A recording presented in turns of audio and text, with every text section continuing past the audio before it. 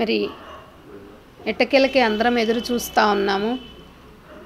మా గుంటూరుకి పార్లమెంట్ అభ్యర్థిని కూడా గౌరవనీయ ముఖ్యమంత్రి శ్రీ వైఎస్ జగన్మోహన్ రెడ్డి గారు ప్రకటించడం జరిగింది.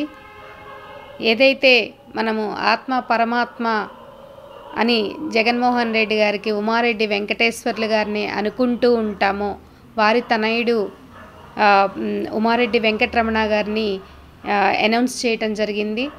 ఆ కార్యక్రమంలో నిన్న అందరం కూడా పరిచయ కార్యక్రమం కూడా నిన్న సక్సెస్ఫుల్గా అందరం చేసుకోవటం జరిగింది. గుంటూరు పశ్చిమ నియోజకవర్గంలో ఒక విధంగా జగన్మోహన్ రెడ్డి గారు ఒక ప్లాన్ అంటే ఒక స్కెచ్ వేసి ఆ ఒక స్ట్రాటజీలో ఒకళ్ళని అభ్యర్థిని ప్రకటించారు అంటే దానిలో ఎంతో అర్థం ఉంటుంది. కాబట్టి ఇవాళ రోజున రాబోయే ఎలక్షన్స్ నిజంగా ఎలక్షన్స్ అంటాం కన్నా కానీ it's a kind of game changing war అని చెప్పేసి అనుకోవాల్సిందేనండి అందరం కూడా. ఎందుకు అంటే ఒక పక్క ఎలియన్స్ కోసం ప్రతిపక్షాల వాళ్ళు రకరకాలుగా ప్రయత్నాలు చేసుకోవడం, ఆ కూటమిలో వాళ్ళకి సరిగా అభ్యర్థులకి వాళ్ళకి ఒక అండర్స్టాండింగ్ ప్రకారం వాళ్ళు అభ్యర్థుల్ని పరుచుకోలేకపోవడం, ఇవన్నీ కూడా మనం చూస్తూనే ఉన్నాం. ఇవాళ రోజున గుంటూరు 2లో ఎలాంటి సిచ్యువేషన్ అంటే ఎమ్మెల్యే అభ్యర్థిని నుంచోబెట్ల, అలాగే గుంటూరుని తీసుకుంటే ఒక ఎన్ఆర్ఐని నుంచోబెట్టబోతా ఉన్నారు అని అన్నారు. ఫర్ ఎగ్జాంపుల్ అండి, గత 2 సార్లుగా గుంటూరుకి ఎంపీ అభ్యర్థిగా గల్లా జయదేవ్ గారు ఎంపీ అభ్యర్థిగా వచ్చారు. ఆయన అసలు మనం చూసామా? ఎలక్షన్స్లో తప్ప మనం అసలు చూసామా? మొన్న ఏదో ఫేర్వెల్ పార్టీ ఇచ్చేసి వెళ్ళారు.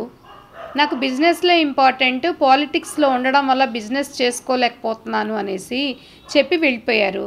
మరి అలాంటిది మరి మళ్ళీ ఇప్పుడు ఒక ఎన్ఆర్ఐని తీసుకొచ్చి ఇక్కడ నుంచోబెడుతున్నారు. అంటే ఏంటంటే మనం ఒక ఎంపీ అభ్యర్థిని డైరెక్ట్గా కూర్చొని మనం సాధక బాధకాలు మాట్లాడుకోవడానికి లేనటువంటి పరిస్థితిని ప్రతిపక్షాల వాళ్ళు అలాంటి గొప్ప వ్యక్తులను తీసుకొచ్చి నుంచోబెడుతున్నారు.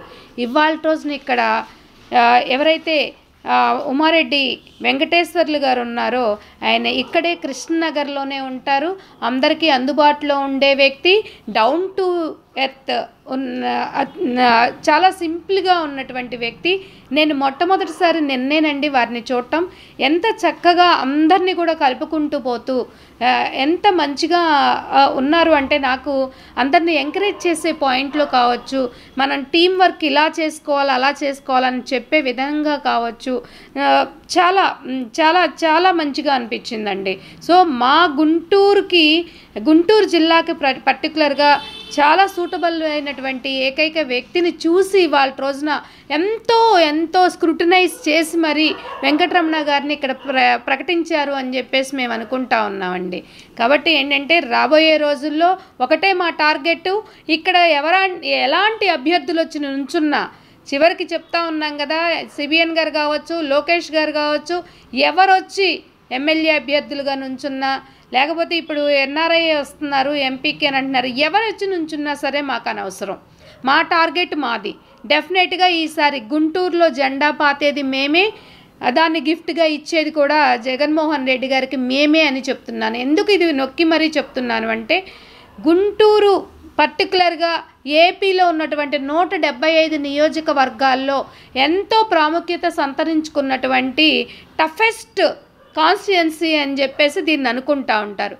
కాబట్టి వెతికి ఎంతో స్క్రూటినైజ్ చేసి ఇద్దరు అభ్యర్థుల్ని కూడా, అటు విడుదల రజనీ గారిని కావండి, ఇటు ఉమారెడ్డి వెంకటరమణ గారిని కావచ్చు, ఇవాళ రోజున బాధ్యతలు అప్పచెప్పి పగ్గాలు ఇచ్చి మరీ రేపు ఎలక్షన్కి ఇక్కడికి పంపించారు అని చెప్పేసి మేమందరం కూడా అనుకుంటా ఉన్నామండి. చక్కగా వాళ్ళందరికీ కూడా మేము టీం వర్క్ చేసుకుంటాము. అందరం కూడా సమన్వయపరుచుకొని ఈ టీం లీడర్స్ని ఎవరినైతే ఇద్దరిని మాకు అసెంబ్లీకి కావచ్చు, పార్లమెంటుకి కావచ్చు పంపించారో మేమందరం కూడా ఒక సైనికుల్లాగా వాళ్ళకు తోడుండి రాబోయే రోజుల్లో ఎలక్షన్స్ని సక్సెస్ఫుల్గా విన్ అవుతాము అని చెప్పేసి కాన్ఫిడెంట్గా కూడా మేమందరం కూడా చెప్తా ఉన్నామండి. Thank you so much.